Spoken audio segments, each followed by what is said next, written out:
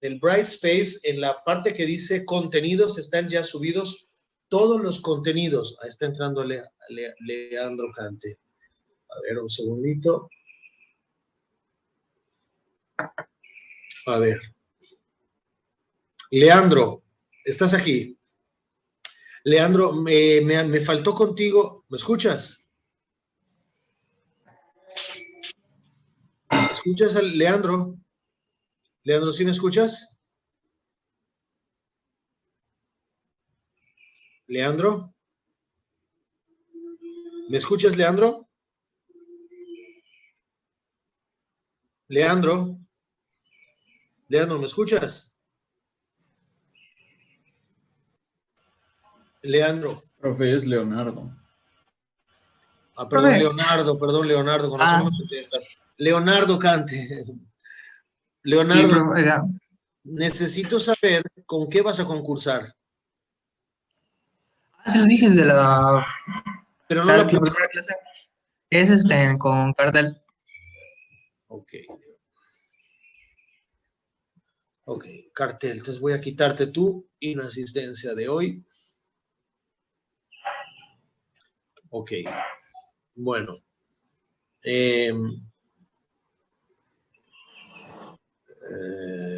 Ok, bueno, muchachos. Entonces, repito, ya subí al Brightspace en donde dice contenidos,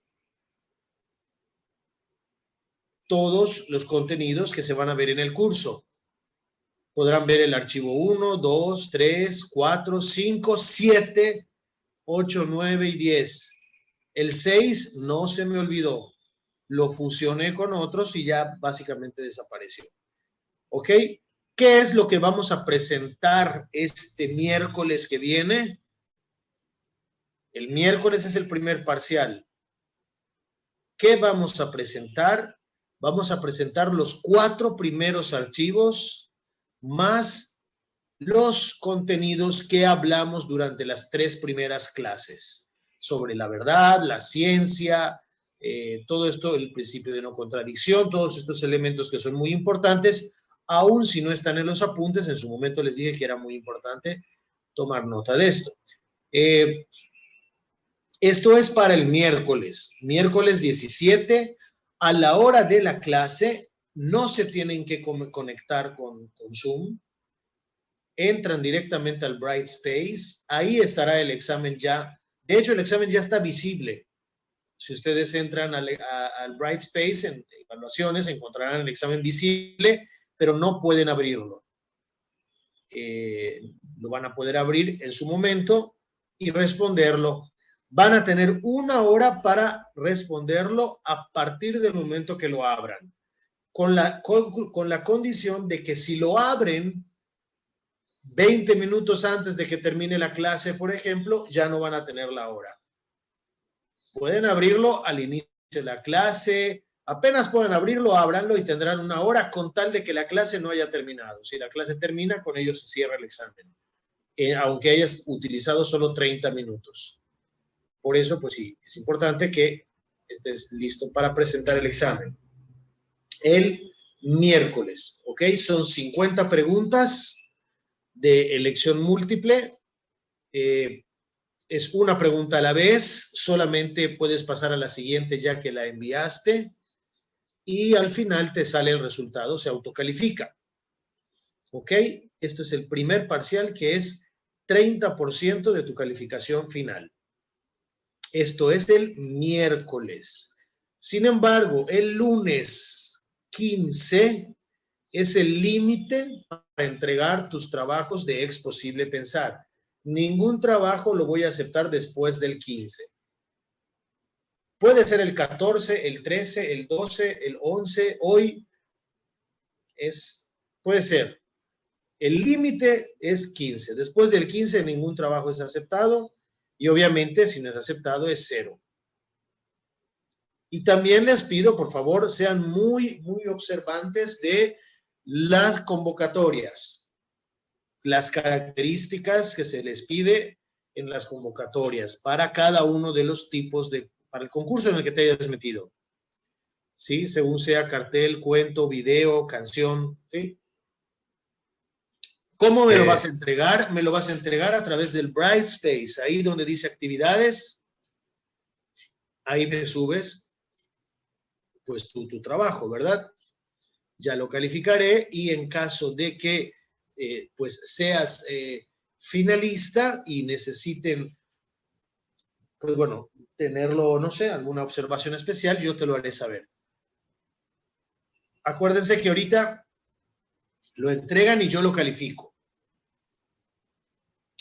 Y después de calificarlo, yo voy a seleccionar 2 de cada categoría que considere los mejores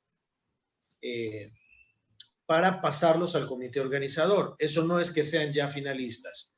Es que ahora el comité organizador se va a encargar de juntarlo con los otros que también hayan pasado y de entre ese, digamos, primer filtro van a seleccionar a los finalistas. Y ya me avisarán, pues mira, tal o tal persona de tu grupo es finalista. Entonces ya les aviso yo. ¿Ok? Bien. No porque saques 100 significa que vas a pasar al siguiente filtro. Yo solo puedo seleccionar 2 trabajos de cada categoría. Si en este salón hay 9 que están haciendo cartel y de esos 9, 4 sacan 100, yo solamente puedo mandar 2 de esos a la comité organizador. ¿Ok?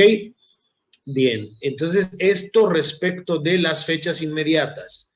El lunes 15, límite para la entrega de Es Posible Pensar en Brightspace. Miércoles 17, examen en Brightspace, primer parcial. Sí, Saúl. Dice las instrucciones en cuanto al cuento que es un PDF asegurado. ¿Significa que le vamos a poner contraseña al PDF o no? No. O sea, vamos, ya un PDF, entrega un PDF, pues así, tal cual. Me lo mandas tal cual, ¿eh? También menciona sobre el nombre, la carrera, la matrícula y el número de celular, pero después dice que se incluirá por separado en el mismo correo de envío. ¿Cómo lo pondremos? ¿En el mismo documento en una hoja por separado o No. cómo? A ver, cuando subas tu trabajo, ¿ok? Subes tu trabajo y me mandas por el correo, o si se puede, ahí mismo al subirlo, se puede agregar tu... Sí, se puede hacer un escrito aparte del archivo agregado abajo. Pues ahí O sea, pones como un eso. correo. Ahí pones eso. Ah, ok, lo agrego ahí, ¿no? Nombre y todo. Ok. Los datos que te pidan. ¿Otra pregunta sobre esto? No. Ok, pues vamos a ver, muchachos. ¿Alguien que me pueda hacer una recapitulación de hasta dónde llegamos la última vez que nos vimos?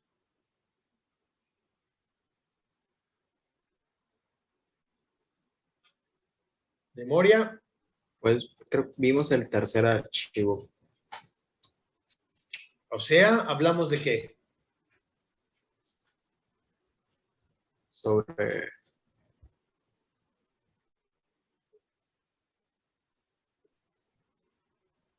La percepción. ¿Hablamos de los sentidos internos o de los sentidos externos nada más?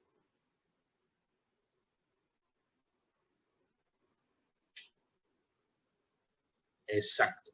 Ok, entonces recapitulando brevemente. Comenzamos el curso hablando sobre la verdad objetiva. ¿Ok? La verdad objetiva se funda en la realidad misma. Hablábamos del principio de no contradicción que nos ayuda a evidenciar que una cosa no puede ser 2 al mismo tiempo y en el mismo sentido. Obviamente tampoco 3, ni 4, ni 10. Una cosa solo puede ser ella en el mismo tiempo, en el mismo sentido. Hablábamos de que el relativismo se autodestruye desde el primer momento en el que se enuncia. Cuando una persona dice que no es posible tener verdades absolutas, esa es ya una verdad absoluta para el relativista.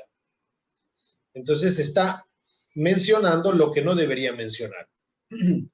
Hablábamos también de la ciencia entendida en su sentido amplio, que es tener conocimientos de las cosas, ciertos conocimientos ciertos de las cosas por sus causas, y que este tipo de conocimientos los podemos adquirir a través de evidencias materiales y, por supuesto, de evidencias intelectuales, que podemos llegar a verdades absolutamente ciertas si tenemos premisas verdaderas y si utilizamos la lógica correctamente.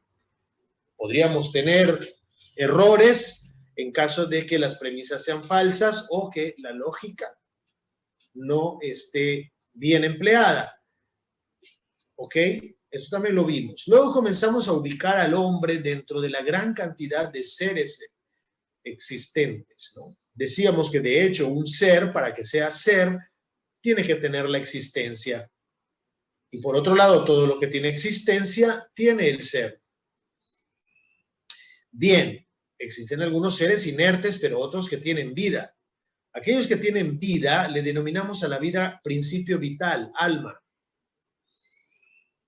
Alma, vida, ¿ok? Podríamos decir que cuando decimos alma, estamos diciendo principio vital, o sea, aquello que hace que esto tenga vida. Pues bien, ese principio vital o esa vida o esa alma puede ser de diferentes grados. El más básico es el vegetativo, en el cual se realizan procesos físico-químicos, metabólicos automatizados si se tienen las condiciones. Luego está la vida, grado o alma sensitiva, donde además de tener todos esos procesos automatizados, hay sensibilidad, terminales nerviosas, órganos, y hay un contacto consciente con la realidad. O sea, se da cuenta el ser vivo que hay algo delante.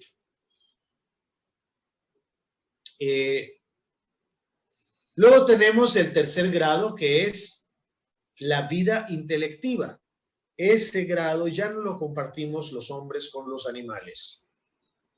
Entonces, ahí nosotros trascendemos a la materia. Hasta el grado de vida sensitivo, toda acción del hombre está vinculada de una manera cerrada con la materia. Cuando entramos en la vida intelectiva, estamos superando la materia. Veremos que en el caso del hombre, incluso el conocimiento sensitivo, que lo compartimos con los animales en un sentido, incluso ese vida sensitiva es ya diferente. Y lo haremos ¿por qué? Lo vimos un poquito en el tercer archivo, ¿no? ¿Por qué? Porque el hombre es un ser intelectual, intelectivo por naturaleza. Entonces, su conocimiento sensible es el conocimiento sensible de un ser intelectual. O sea, permea ese conocimiento sensible de intelectualidad. El animal no, solo conoce sensiblemente. Pero tú conoces y te das cuenta que estás conociendo. Bueno, esto da pie para después dar el siguiente paso, los sentidos externos de los que hablábamos. Nosotros, cuando contactamos la realidad material externa a nosotros, necesitamos todo un proceso de conocimiento, porque la realidad material es materia. Pero mi mente, no el cerebro, mi mente, o sea, esta dimensión psíquica, no es materia en el sentido de la materia perceptible por los sentidos externos. Mi mente es perceptible por los sentidos internos y de hecho, gracias a los sentidos internos, mi mente capta. Entonces, yo tengo una realidad fuera de mí que es material. Tengo unos órganos externos que tienen sentidos correspondientes a ellos para poder comunicarse en el mismo idioma con la realidad material. Esto habla de materia sentidos externos. Estos son sentidos externos que tocan lo que es tocable. Entonces, aquí hay un contacto del mismo lenguaje. Sentidos externos, terminales nerviosas, contacto con la realidad material. Ese primer paso es necesario para vivir en la realidad. Esto tiene que existir. Mi sentido tiene que entrar en contacto. Mi sentido externo tiene que entrar en contacto con lo material. Pero es ahí donde entran los sentidos internos para poder traducir ese contacto material a términos que la mente pueda captar. ¿Y qué es lo que hacen los sentidos internos? La información recibida por los sentidos externos la van procesando en los 4 sentidos internos que tenemos. El primero, la conciencia psicológica o sensorial, a través de la cual esos datos que me llegan por ojos, oídos, tacto, se organizan para que yo capte un solo objeto y no tenga una recepción caótica de información sensible. Yo recibo información sensible organizada en algo. Y también en otra cosa, la silla, y en otra cosa, la ventana, simultáneamente. Y esta conciencia psicológica organiza esas informaciones recibidas y distingue que son cosas diferentes con sus características diferentes. La conciencia psicológica es necesaria para hacer esta recepción de datos y administrarlos de una manera ordenada para que yo capte la realidad. Bien, luego tenemos el siguiente, que es la imaginación sensible, cuyo función es generar la imagen sensible. Esa imagen sensible se replica, se genera, se hace, porque al tener yo esa recepción de sentidos organizadamente, mi imaginación me hace una imagen mental del elemento externo. Y esa imagen permanece ahí y es condición para el 4º sentido, la memoria. Porque si yo no tuviera esa imagen, cada vez que me tope con este objeto, sería como la primera vez. Entonces, yo necesito tener una imagen que se retiene para que con la memoria la recuerde. Ok, posteriormente, ante ese contacto con esa realidad externa a mí, se genera una reacción de atracción o rechazo. En el caso de los animales se llama estimativa o instinto. Y esa misma reacción o rechazo, en el caso del hombre, se llama cogitativa. ¿Por qué la distinción? Porque mientras en el animal es el fin de su conocimiento, recibe y tiene la reacción, en el hombre esa información sensible es preparatoria. Ahorita digo, ahorita lo repito, son la estimativa y el instinto en el caso de los animales, y en el caso del hombre, la cogitativa, con G. ¿Y por qué la diferencia? Porque en el caso del hombre, todo lo anterior que hemos hablado de los sentidos, tanto externos como internos, preparan el material para elevarlo a un conocimiento intelectual. En el caso del animal, no prepara nada. El animal termina todo su proceso de conocimiento en el nivel sensible, o sea, cuando retiene la imagen y reacciona, me gusta, no me gusta, si me gusta la busco, si no me gusta la ignoro o rechazo o salgo corriendo, ¿no? El hombre, además de tener todo este proceso, tiene facultades superiores, la inteligencia. El sufrimiento de un animalito y el sufrimiento de un hombre, podríamos decir que a lo mejor materialmente pueden ser análogos, pero cuando el hombre tiene intelecto, hace que su sufrimiento, incluso sensible, sea mayor. porque el hombre es consciente de que está sufriendo, sabe lo que es sufrir, sabe las implicaciones del sufrimiento y todo ese cúmulo de actos de conciencia repercuten en el mismo dolor físico, material, elevándolo, porque somos una unidad. Y de lo que somos conscientes en nuestro espíritu, de lo que entendemos, surgen elementos que influyen en el cuerpo y viceversa. De lo que yo siento en mi cuerpo, puedo tener reacciones en mi experiencia espiritual. A nivel espiritual, a nivel sensible también los animales pueden sentir miedo, pueden sentir y eso influir, pero eso sigue estando vinculado a la materia. El intelecto se despega de la materia, la trasciende. El animal llega hasta el punto de toparse con cosas que le sirven para algo. El hombre da un salto ulterior y entiende que esa cosa que le sirve para algo es una taza.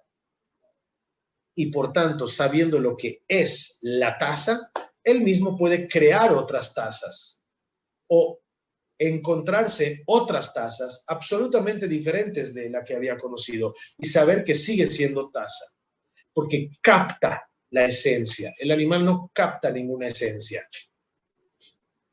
Entonces,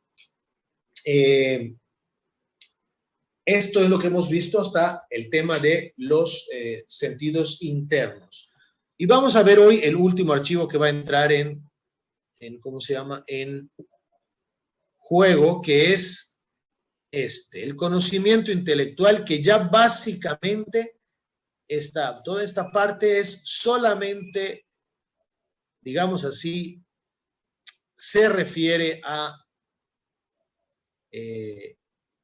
las personas, ¿no? Al hombre, ¿no?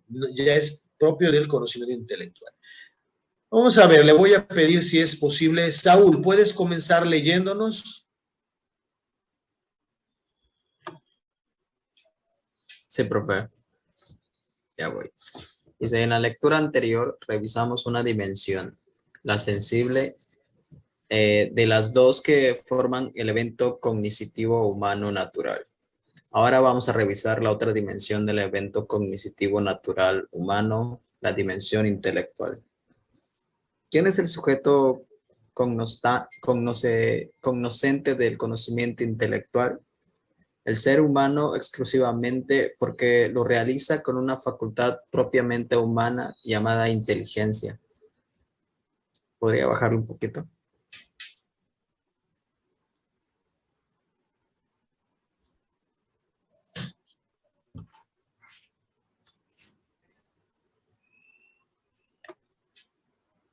Ok.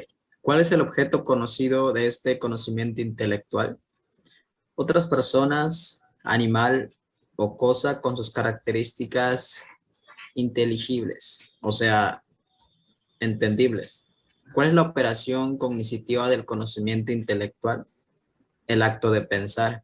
Y es exclusivamente humana porque el sujeto cognoscente solo es el hombre, solo él puede pensar.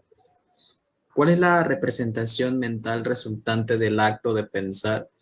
El pensamiento que se diferencia de la imagen sensible en varios aspectos importantes. A ver, Saúl. Ok, esta es una primera distinción en la que entramos cuando hablamos del conocimiento intelectual.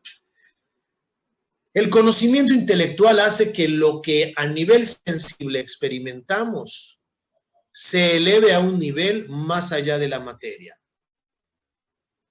Y esto se puede dar porque tenemos inteligencia.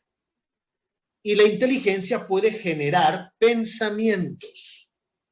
Los pensamientos son cosas entendibles, inteligibles. ¿Ok? Esto no lo tiene ningún animal, ni el delfín, ni el ratón, ni el elefante, ni ninguno de los que hablan, dicen que son los animales más inteligentes. Lo dicen en un sentido impropio. En el sentido propio, ningún animal es inteligente. En un sentido alargado, podríamos decir que algunos animales tienen mayores destrezas para algunas cosas, tienen mayor retentiva, pueden tener mayores habilidades, pueden tener mayor afectividad, pero todo vinculado a la materia. En el caso de los hombres, estamos hablando de entender, de pensar, ¿ok? Por esa razón, el pensamiento es el fruto al cual se eleva la imagen sensible, que en el caso del animal, hasta ahí llega. Al animal, la imagen sensible solo le sirve para recordar aquello con lo que se topó, con las características específicas de aquello con lo que se topó. Para el hombre, esa imagen sensible es preparatoria para poder tener un conocimiento superior intelectual. Vamos a ver cuál es la diferencia entre lo que conoce un animal sensiblemente y lo que el hombre conoce intelectualmente. Es decir, la diferencia entre el pensamiento y la imagen sensible. Piensen en el pensamiento, lo tienen las personas humanas, y la imagen sensible también la tenemos, pero nosotros llegamos al pensamiento. Y los animales solo llegan hasta la imagen sensible. Vamos a ver cuál es la diferencia entre uno y el otro. Seguimos, Saúl. Ok, entonces, ¿cuál es la representación mental resultante del acto de pensar? El pensamiento que se diferencia de la imagen sensible en varios aspectos importantes. A. La imagen sensible es singular, pues solo presenta mentalmente a un objeto conocido como una fotografía, solo presenta al ser fotografiado, mientras que el pensamiento es universal. Presenta a cientos o miles de objetos conocidos que comparten las mismas características inteligibles del objeto conocido. La imagen sensible es concreta, porque evoca mentalmente las características materiales individuales que cada objeto conocido tiene, mientras que el pensamiento es abstracto, porque separa mentalmente, o sea, abstrae las características entendibles del objeto conocido y esas evoca nada más olvidando las físicas. ¿Sí entienden? Una primera distinción es la imagen sensible singular. La imagen que yo me represento de esta taza es esta taza concreta con este color, tamaño, peso, textura. Tengo una imagen de esta taza.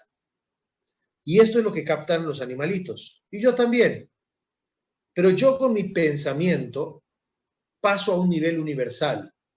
No solamente estoy captando esta taza, sino que estoy captando algo que es universal, la taza. La taza. De tal manera que cuando yo me encuentre con otra de otro tamaño, de otro peso, de otro lo que fuera, ese conocimiento universal que tengo lo puedo aplicar a esa nueva taza que acabo de conocer y saber que ambas son tazas.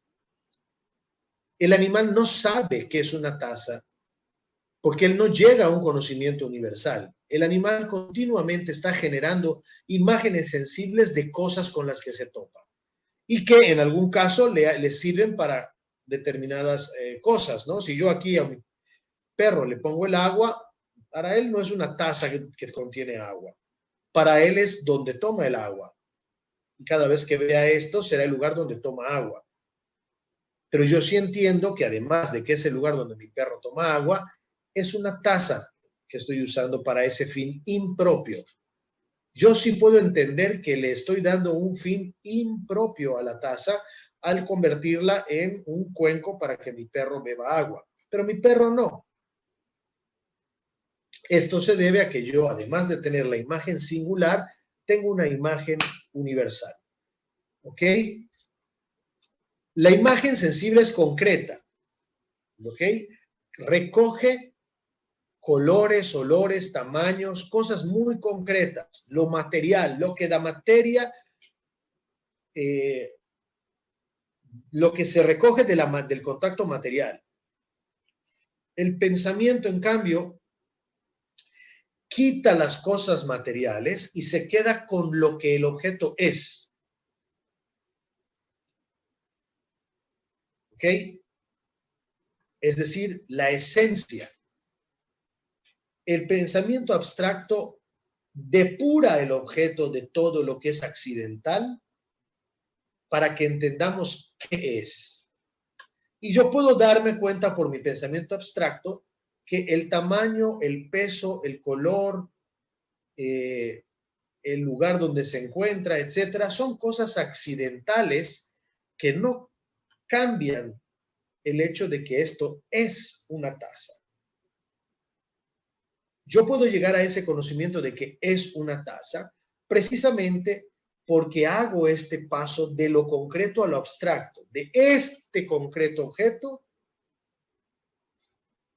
al pensamiento abstracto, que me permite aplicarlo a cualquier otra taza. ¿Ok? Bueno, aquí hay algunos ejemplos.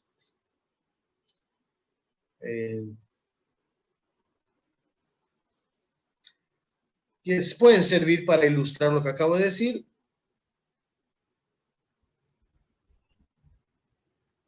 Que no podemos entender lo que es. Aquí ponen el ejemplo de la novia, ¿no? Que tú puedes entender lo que es la novia, una novia, a nivel universal, pero obviamente tú conoces a tu novia con las características específicas de tu novia, pero sabes que ella es una novia. Comparte con la novia de otro amigo el hecho de que ambas son novias, pero se diferencian en que esta es la mía y aquella es la del otro. Entonces, por poner un ejemplo, José Eduardo Ceballos y Saúl Cajún. Los dos tienen el ser, porque los dos tienen existencia. Además, tienen en común que los dos son seres que tienen alma. Los dos son seres vivos. Pero no solo, además de ser seres vivos, comparten que son seres vivos con vida intelectiva. Hasta este punto son gemelitos. Pero no solamente son seres vivos con vida intelectiva, o sea, personas humanas, ambos son personas humanas, sino que hay un ulterior paso por el cual podríamos decir que es donde ya toda esa línea común de cosas se divide. ¿Y en dónde se divide? En la individuación. Ese ser persona se concretiza en Saúl Cajún como Saúl Cajún y se concretiza ese ser persona en José Eduardo Ceballos. De tal manera que José Eduardo Ceballos no agota toda la definición de ser persona. Ser persona es una categoría superior dentro de la cual se encuentra José Eduardo Ceballos y corresponde a lo que José Eduardo Ceballos es. En el sentido más abstracto del término, José Eduardo Ceballos, ¿qué es? Persona humana. ¿Me podrías dar otras respuestas más accidentales? Es un estudiante, es mexicano, pero todo eso no es lo que lo hace ser persona. José Eduardo es persona humana. ¿Qué es lo que hace que José Eduardo sea persona? Su naturaleza, su esencia, lo abstracto, lo que de él no veo, pero hace que sea lo que es. Porque su ser mexicano, tener, no sé, X estatura, pesar tantos kilos, no es por eso que él es persona humana, sino que son características que se derivan precisamente porque es persona humana. Puesto que José Eduardo Ceballos es persona humana, Luego entonces es un ser inteligente, tiene 2 ojos, nariz, cabello, tiene un peso, tiene una estatura, pero porque primero es persona humana. Si esto no lo definiéramos así y dijéramos, ¿qué es José Eduardo Ceballos? Pues José Eduardo es estudiante. Si yo dijera que José Eduardo es estudiante, entonces, como esencia, pues entonces cuando deje de ser estudiante, deja de tener esa naturaleza. No, el ser estudiante es algo accidental en José Eduardo. Y puede serlo porque precisamente es persona, pero no porque sea estudiante es persona. No porque tenga cabello es persona. No porque tenga inteligencia es persona. ¿Tiene inteligencia? Sí, precisamente porque primero es persona. Esto es importante, muchachos, porque entramos aquí en el territorio de cuando decimos, bueno, es que un embrión humano no es persona porque no piensa. No, espérate, tranquilo. Pensar no es lo que te hace ser persona, sino al revés, porque eres persona, puedes pensar. Si nosotros dijéramos lo que a una persona le hace ser persona es que piense, entonces cuando caes inconsciente dejas de ser persona. O un bebé que le falta un día por nacer o que tiene 2, 3 días de nacido, que tiene imágenes, pero no propiamente raciocinios, pues tampoco es persona. Si dijéramos que la inteligencia es lo que hace a la persona ser persona, las personas más inteligentes serían más personas que las que tienen menos inteligencia. Es un accidente. Y además es un accidente propio. Solo las personas humanas pueden ser inteligentes. Pero puede existir algún elemento que merme esa inteligencia y no te hace ser menos persona. Y aquí se juega todo, muchachos, porque tu valor te lo da lo que eres, no lo que tienes, haces y pareces. En el tema del aborto, que es un tema muy peliagudo y dividido y todo, el punto fundamental es de qué estamos hablando. Si estamos hablando de un conjunto de células sin ningún tipo de condición humana, pues quítatelas, no pasa nada. Es un quiste. Pero si estamos hablando de una persona humana en el estadio que le corresponde estar de persona humana, pues entonces no se puede quitar. Hombre, se puede quitar porque hay muchas leyes que lo permiten, pero desde el punto de vista ético es como matar no es como, es matar a una persona. El embrión humano no está desarrollándose hacia llegar a ser persona. El embrión humano se está desarrollando en tiempo real como persona humana que es. No puede en su desarrollo de repente convertirse en lagartija. Toda la información genética detallada de lo que va a desarrollarse en su momento está ya en el momento que se forma ese primer estadio de vida. Es un continuo donde la persona humana es la que tiene 40 años, la que tiene 20 años, la que tiene 3 años, la que tiene un día de nacido, la que tiene un día antes de nacer, la que tiene 4 meses antes de nacer, la que tiene 7 meses antes de nacer. Es un continuo.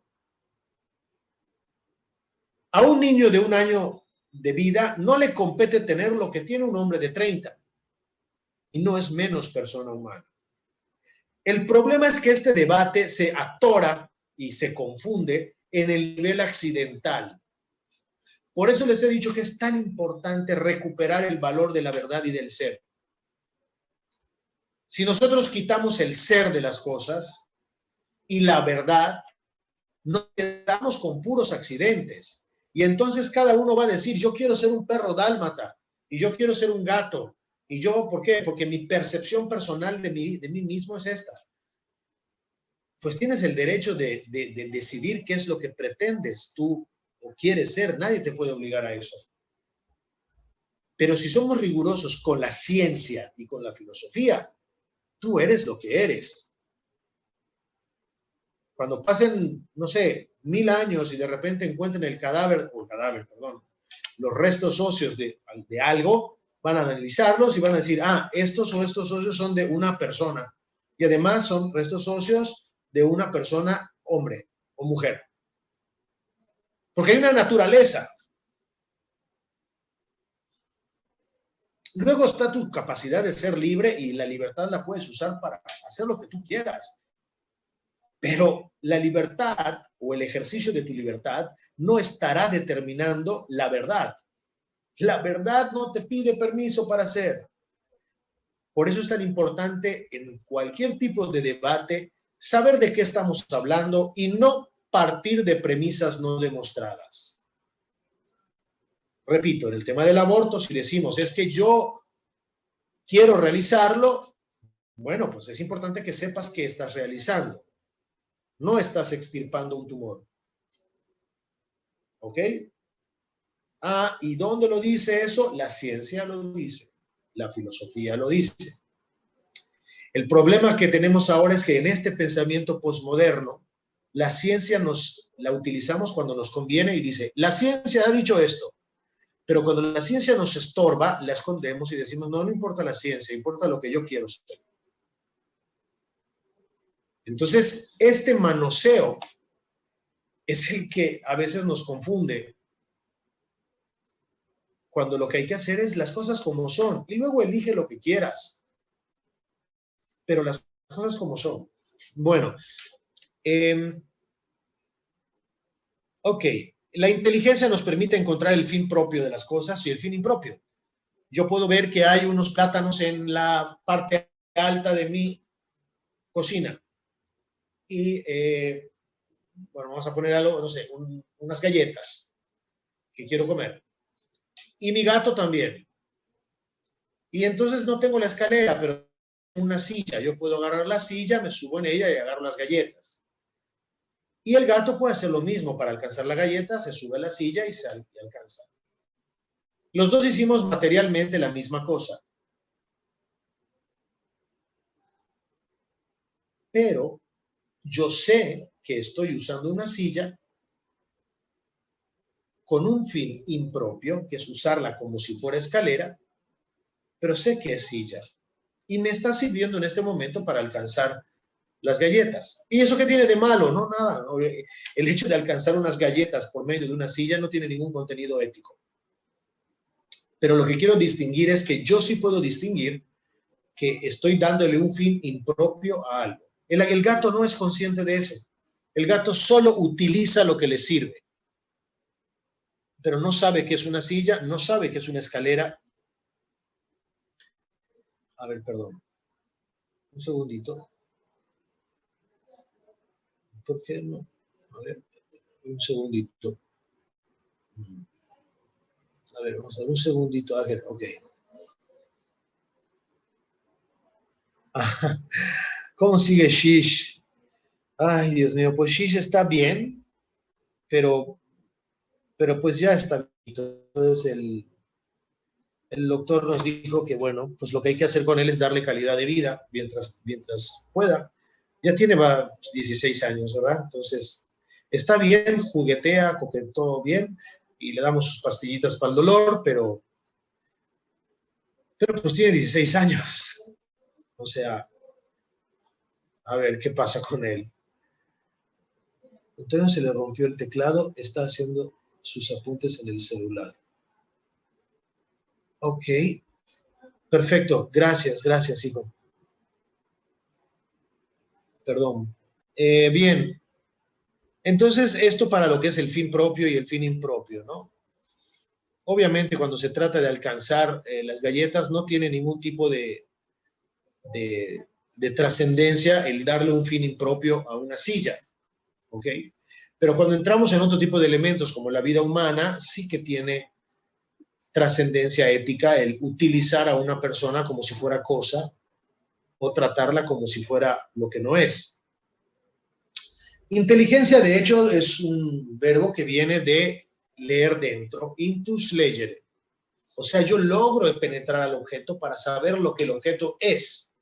No me quedo en la periferia. Esa inteligencia me permite abstraer, ¿ok? puedo realizar un juicio, puedo realizar razonamientos. Es decir, puedo crear conceptos, juicios y inferir, hacer un razonamiento. Es este proceso, abstracción, juicio y raciocinio, el que se deriva de mi inteligencia, y esto no lo puede hacer un animal. El animal ni siquiera puede elaborar un concepto, porque el concepto implica inteligencia. ¿Ok?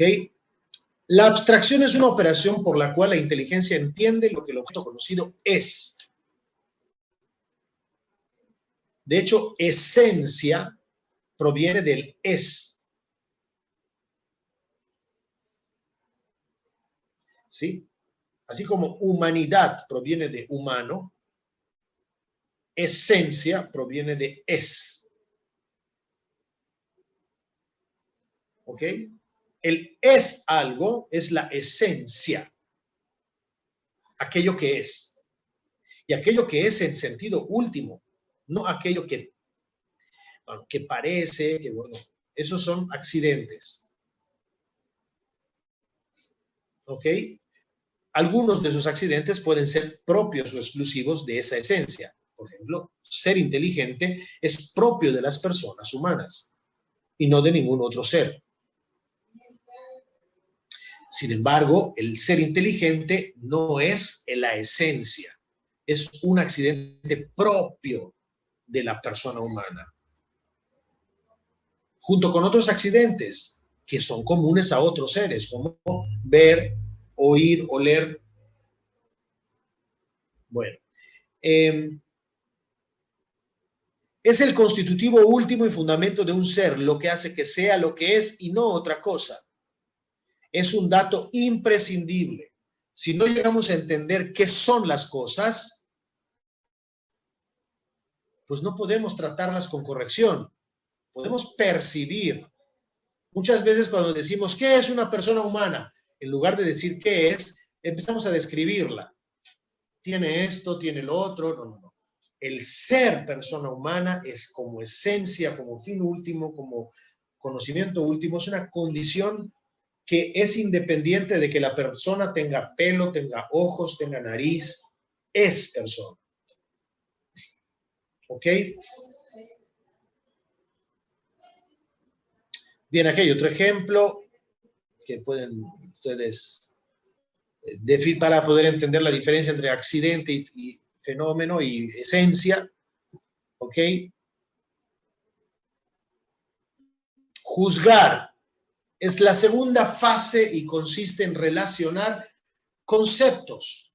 Yo entiendo lo que es gato y sé lo que es flaco. Son dos conceptos.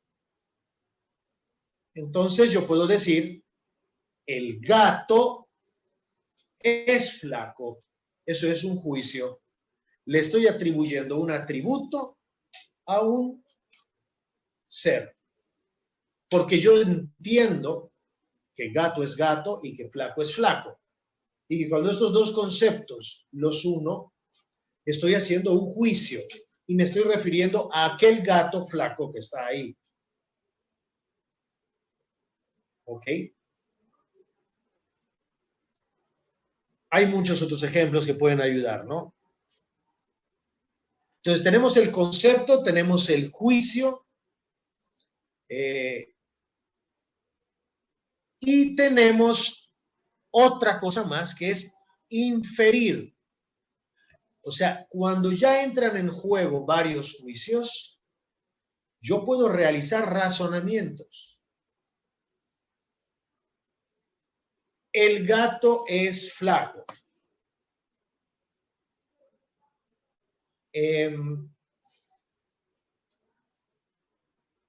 Los gatos flacos pesan poco.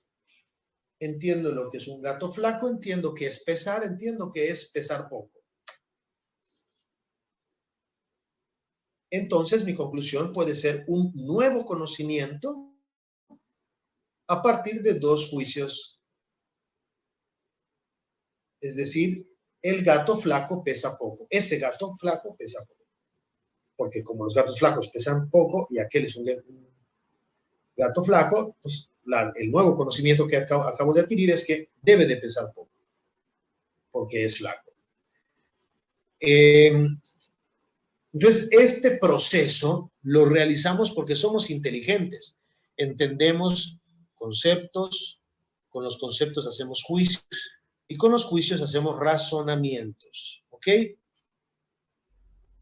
Vamos a ver, resumiendo, aquí tenemos algunos datos puntuales sobre el conocimiento intelectual que quiero que leamos. Saúl, ¿los puedes leer?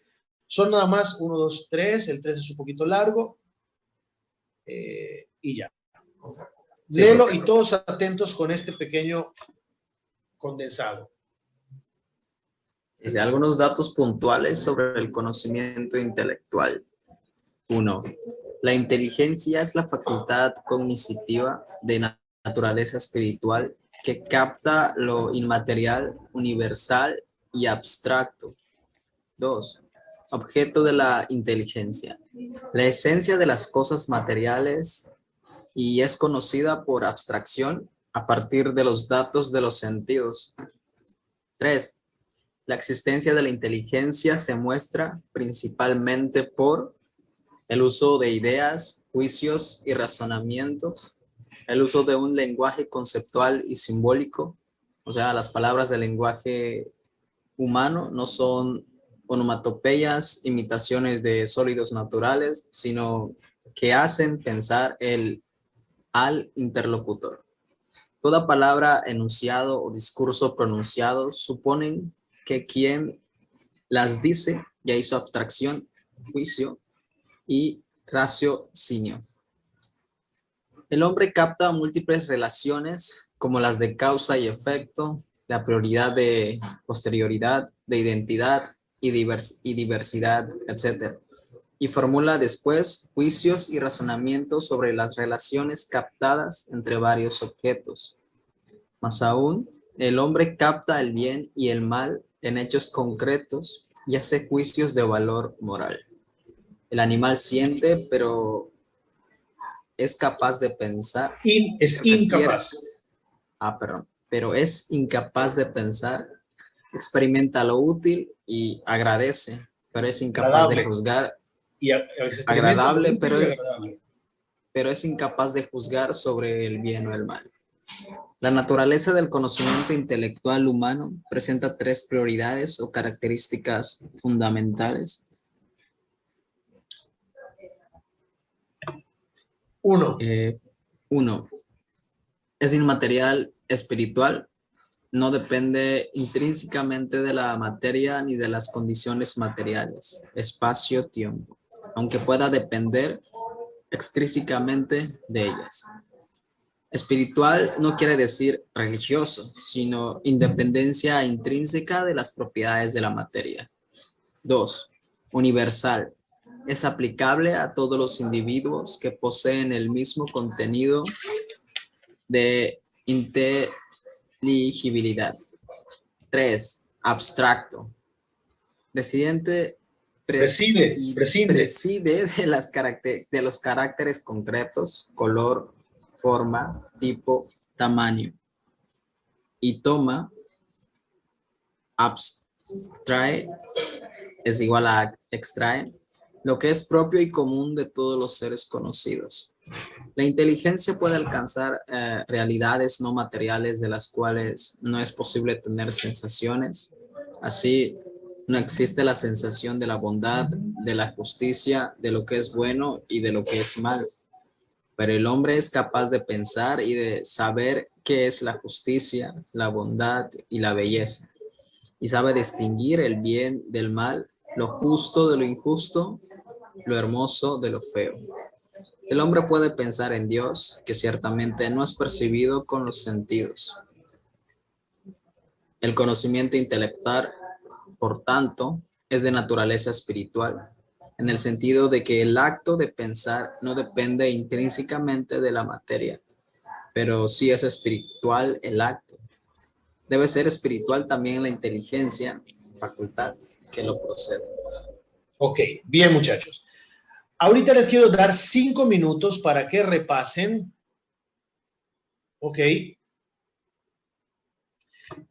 Brevemente, una lectura, relectura, ahí lo tienen en su Brightspace, sino 5 minutos de procesar la información que hemos recibido y en 5 minutos regreso para que ustedes me hagan preguntas o compartan lo que quieran. ¿De acuerdo? A partir de este momento tenemos 5 minutos. Abran su Brightspace, ahí están los apuntes y voy a bloquearme a mí mismo para que lo hagan en silencio y en 5 minutos pues también quería que tuvieran un poquito más de la lectura para poder hacer preguntas, ¿no? Más. ¿Se salieron algunos?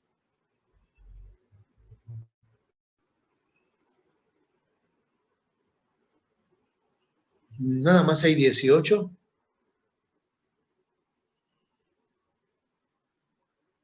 Y somos 27 y yo recuerdo haber pasado lista a ver, de los 27 faltaron 1, 2, 3, 4, 5, perdón, 4, o sea, deberíamos de ser 23. Hay 5 que no están. Bien, bueno, con los que estamos. Muchachos, abrimos las cámaras, por favor. Ok, tienen la palabra ustedes.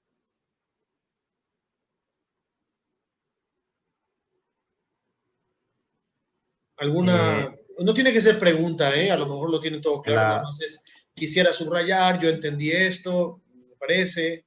Sí, Saúl. Entendí una parte donde, en esto de la datos sobre el conocimiento intelectual. Es un punto, está en el punto 3. ¿Qué parte no entendiste? Dice, la naturaleza del conocimiento intelectual humano presenta 3 propiedades o características fundamentales. En la parte que dice, es inmaterial espiritual. Esa parte no. ¿No entendiste por qué dice que es inmaterial? Inmaterial espiritual, esa parte. La universal y abstracta, sí, pero inmaterial espiritual, esa no logré entenderla al 100%. Ok, cuando yo hablaba de que el conocimiento intelectual lo que hace es despojar al objeto de todo lo que es materia, lo hace para poder tener un conocimiento de aquello que es. Porque lo otro, lo material, lo que se ve, lo que se huele, lo que pesa, eso es algo que tiene el objeto, pero no es el objeto. Es decir, esta taza tiene un peso, tiene un color, tiene unas medidas, tiene. Pero ese tiene no es lo que hace ser a la taza, taza. El conocimiento intelectual despoja todo lo que no es el ser para que yo capte qué es, independientemente. Si yo no hiciera ese despojo, yo no podría conocer lo que significa taza. Yo me tendría que casar con esta taza. Y si tú me presentas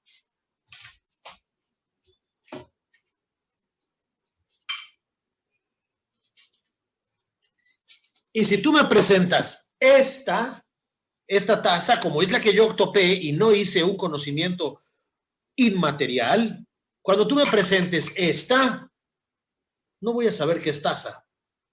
Y si luego me presentas esta, menos.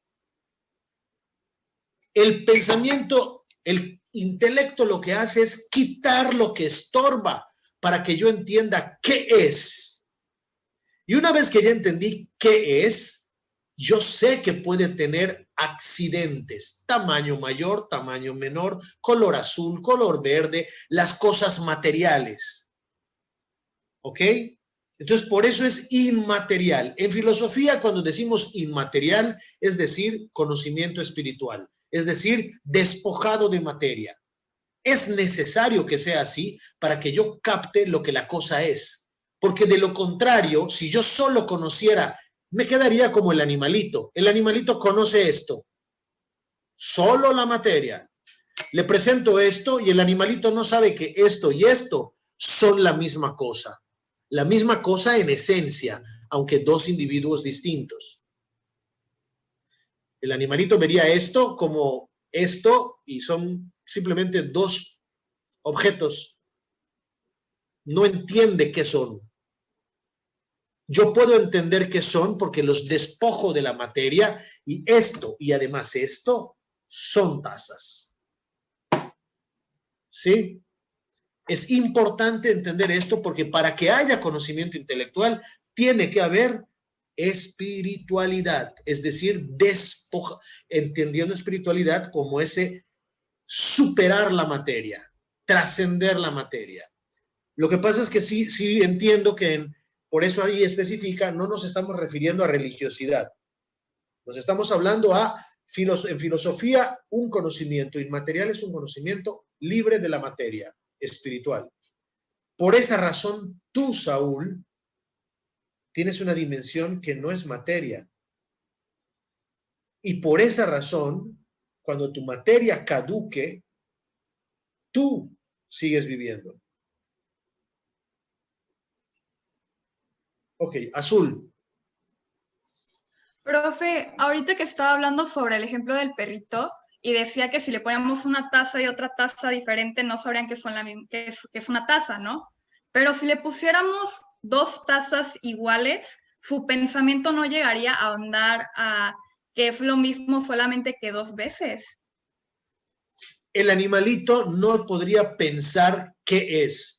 Solamente se toparía con dos cosas iguales, como cuando come sus croquetitas. Él come 75 croquetitas que están ahí, todas igualitas.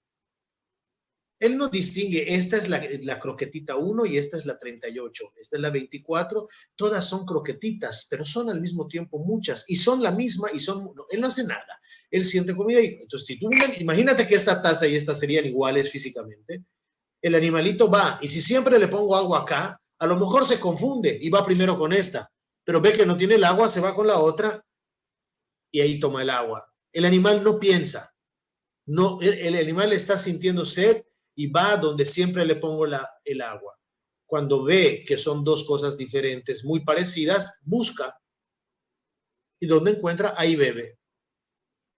Pero no hay manera de que sea un... ¿Por qué? Porque el pensamiento implica entender y el animal no entiende. Sí se puede domesticar. O sea, lo puedo condicionar para que él siempre escoja la taza de la derecha. O lo puedo condicionar para que haga pipí en el jardín y no en la casa. Pero no es que él entienda, híjole, si hago pipí en la sala me van a pegar. No. Él solamente tiene un recuerdo, un estímulo material.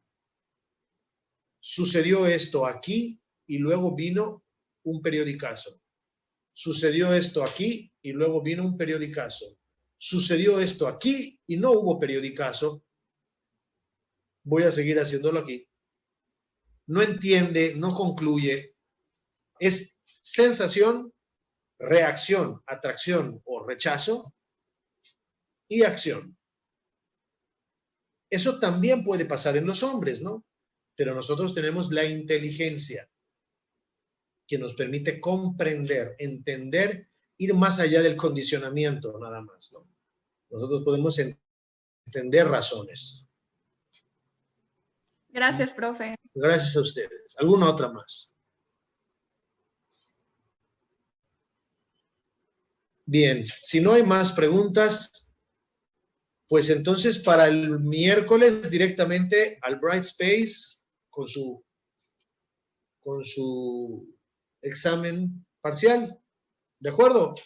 Profe. Y el lunes entrega del trabajo. Sí, Diego. No, aplaudí. Está bien. Profe. Gracias. Ahí nos vemos entonces. Gracias por todo. Chao. Gracias, prof. Gracias. Gracias, profe. Profe. Gracias, profe, nos vamos.